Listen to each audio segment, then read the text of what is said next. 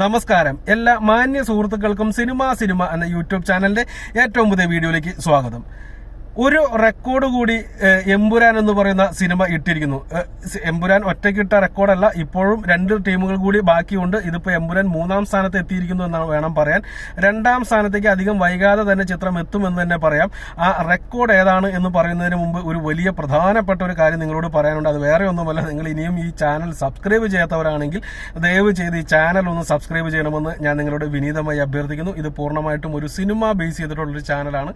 അതുകൊണ്ട് തന്നെ സിനിമയെ സ്നേഹിക്കുന്ന ആർക്ക് വേണമെങ്കിലും ധൈര്യമായിട്ട് ഈ ചാനൽ സബ്സ്ക്രൈബ് ചെയ്യാവുന്നതാണ്.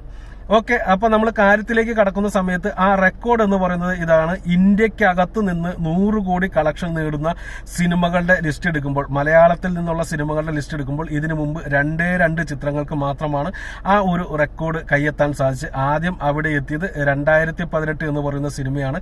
അതിനുശേഷം ആ റെക്കോർഡിലേക്ക് എത്താൻ സാധിച്ചത് മഞ്ഞുമ്മൽ ബോയ്സ് എന്ന് പറയുന്ന സിനിമയ്ക്കാണ്. ഇതിനോടൊപ്പം തന്നെ, അല്ലെങ്കിൽ ഇതിന്റെ കൂടെ തന്നെ എടുത്തു വെക്കാവുന്ന ഒരു സിനിമയായിരുന്നു ആടുജീവിതം എന്ന് പറയുന്ന സിനിമ. പക്ഷെ ആടുജീവിതത്തിന് ഇന്ത്യൻ ബോക്സ് ഓഫീസിൽ നിന്ന് മാത്രമായി 100 കോടിയിലേക്ക് എത്താൻ സാധിച്ചില്ല. 150 കോടിയോളം കളക്ഷൻ നേടിയ ആ ചിത്രവും അതുപോലെ തന്നെ ആവേശം എന്ന് പറയുന്ന സിനിമയും 150 കോടിക്ക് മുകളിൽ കളക്ഷൻ നേടിയിരുന്നു. പ്രേമലു എന്ന് പറയുന്ന സിനിമയും 130 കോടിയോളം കളക്ഷൻ നേടിയിരുന്നു. പക്ഷെ ഈ 3 സിനിമകൾക്കും 100 കോടി ബോക്സ് ഓഫീസ് കളക്ക് ഇന്ത്യൻ ബോക്സ് ഓഫീസിൽ നിന്ന് മാത്രമായിട്ട് നേടിയെടുക്കാൻ സാധിച്ചില്ല.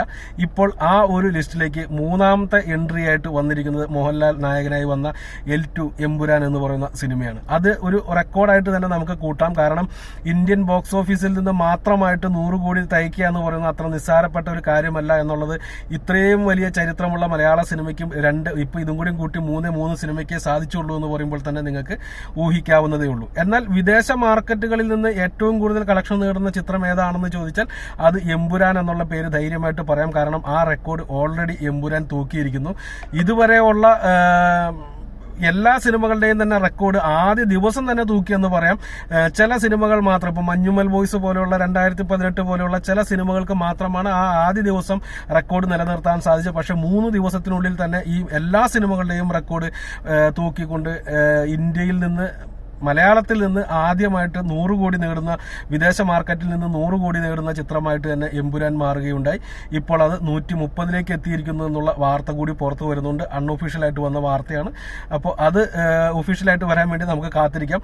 ചിത്രം അതുപോലെ തന്നെ ഇൻഡസ്ട്രി ഹിറ്റിലേക്ക് മാറിക്കൊണ്ടിരിക്കുകയാണ്. ഇൻഡസ്ട്രി ഹിറ്റ് ആകുമെന്ന് തന്നെയാണ് ഞാൻ പ്രതീക്ഷിക്കുന്നത്. ആ വിഷയത്തെക്കുറിച്ച് നമ്മൾ വേറൊരു വീഡിയോ ചെയ്തിരുന്നു.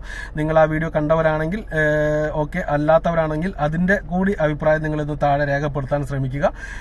പൂർണ്ണമായിട്ടും സിനിമ 300 കോടിയിലേക്ക് എത്തുമോ, അതുപോലെ തന്നെ കേരള ബോക്സ് ഓഫീസിൽ 100 കോടി തയ്ക്കുമോ, അല്ലെങ്കിൽ 90 കോടി അടിച്ചാൽ ഇൻഡസ്ട്രി ഹിറ്റാണ്, അപ്പോൾ അത് തയ്ക്കുമോ എന്നുള്ളതാണ് നമ്മൾ ആ വീഡിയോയിൽ പറഞ്ഞ് നിങ്ങളുടെ അഭിപ്രായം താഴെ പ്രതീക്ഷിക്കുന്നു. നന്ദി, നമസ്കാരം.